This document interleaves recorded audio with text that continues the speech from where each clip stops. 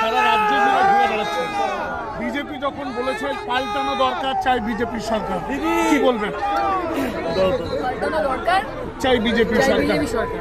আচ্ছা, এত যদি পাল্টানোরই হতো তাহলে সবার আগে দেশের মানুষ বিজেপিকে পাল্টাবে, ঠিক আছে? কারণ বিজেপি যে প্রতিশ্রুতিগুলো দিয়েছে সেগুলো রাখতে পারেনি, মানুষকে বোকা বানিয়েছে।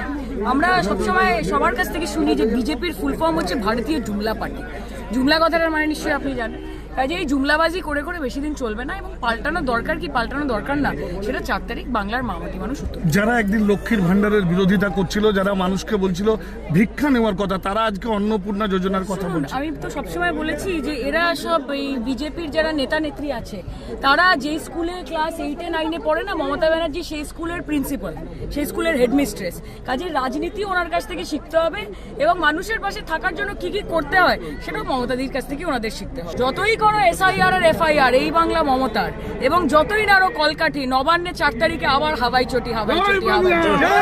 শাহনিগোজ কনফিডেন্ট যে 2.5 লক্ষ সেনাবাহিনী, সাজোয়া গাড়ি, SIR 91 লক্ষ নাম্বার, তারপরেও চতুর্থবাদের জন্য বাংলার মসনদে বাংলার জননেত্রী মমতা বন্দ্যোপাধ্যায়, এবং সেটা শুধুই সময়ের অপেক্ষা।